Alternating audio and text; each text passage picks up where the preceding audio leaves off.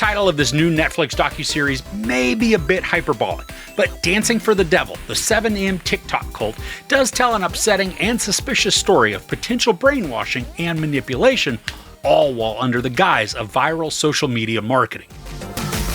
A group of prominent TikTok dancers are trapped in a cult masquerading as a management company called 7M. As dancers and former members escape and work to rebuild their lives, it isn't until they come together to try and put a stop to the cycle of their abuser that the real healing begins.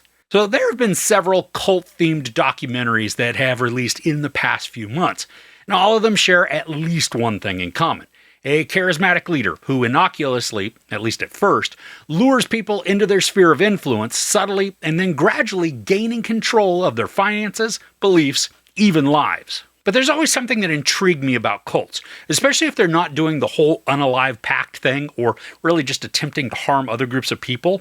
While it may be distressing for those on the outside, especially if the situation involves family, when those on the inside join and then stay willingly, is there really any harm? Or is it just a blown out of proportion mindset because loved ones have chosen a particular way of life and beliefs that differ from the populace view?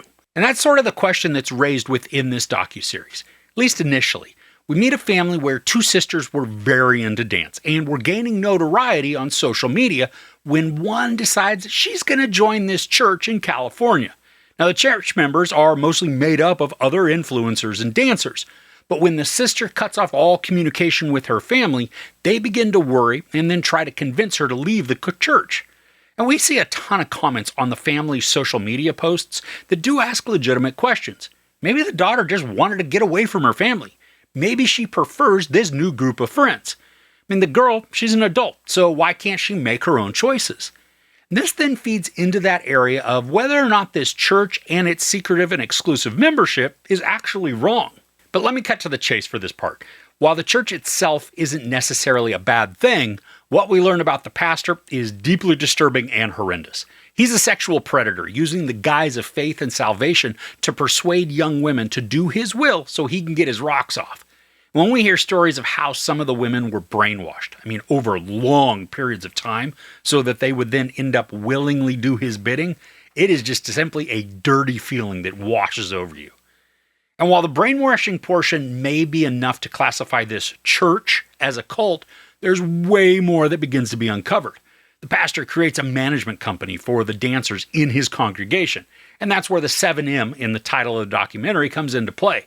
Now, in one sense, what the dude comes up with regarding all the financial acrobatics that he's involved in, it's pure genius, but it's despicable and utterly deceiving and predatory. And we get a detailed monetary account of what a dancer made from booking gigs and sponsorships, and then how the church whittled away at those earnings so that the person didn't make anything even close to resembling a poverty line wage. Now, this is told in 3 almost hour-long episodes. And while the first 2 episodes are captivating in a disgusting sort of way, the 3rd episode drags down the momentum as it brings us much closer to present day when some of the former members are now attempting to gain justice. The info, it's still important, and it's even heartbreaking, but it slows down the storytelling in such a way that makes the whole production lose all its steam. And I think a lot of the entire documentary really could have been condensed, especially as we continuously hear from the main family as they go back and forth in their grief of lost connection, and then the numerous times we hear very familiar stories being recounted. Now, I'm not trying to be cold-hearted about this, because it is a very real loss for the family to not have any contact with a loved one. But from a storytelling perspective, the repetition harms the flow and ends up detracting from the overall impact. Now, there are touching interviews that are interspersed with social footage, creating just wonderfully captivating visuals.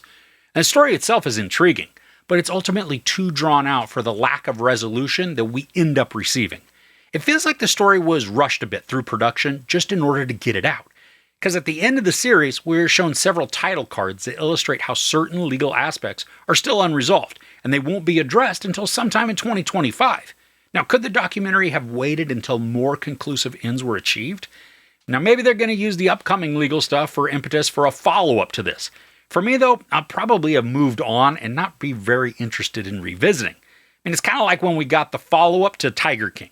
The first bit of storytelling in the initial documentary, it was grotesquely entertaining, but the second season just didn't work because the info that was left to tell was thin. I'm afraid the same thing is going to happen here.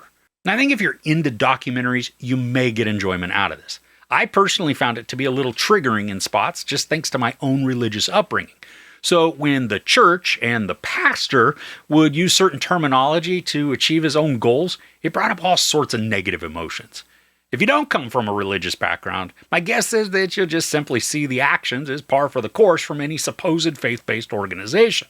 And while the series is extended past its effectiveness, the visuals and interviews capture raw emotions and delve into gray areas of when does an organization or group become a cult. Is it when it exerts power over followers, or is it when the group harms its participants? There is some heartbreaking and enthralling information contained within the docuseries, but it takes way too long to get it all out. There's no sex or nudity, some profanity, and no violence, but there are descriptions of sexual assault. Now, as a reminder, I don't give couch ratings to documentaries, but I do recommend giving this one a watch. It may be a bit too long, and the lack of finality isn't as satisfying, but the info that we get is intriguing and fascinating. All right, so have you watched any good documentaries lately? I'd love to hear about what you watched in the comments below. If you enjoyed this review, please give it a like. Also, don't forget to share and subscribe. I'm Chris. This is Movies and Munchies. Thanks for couching with me.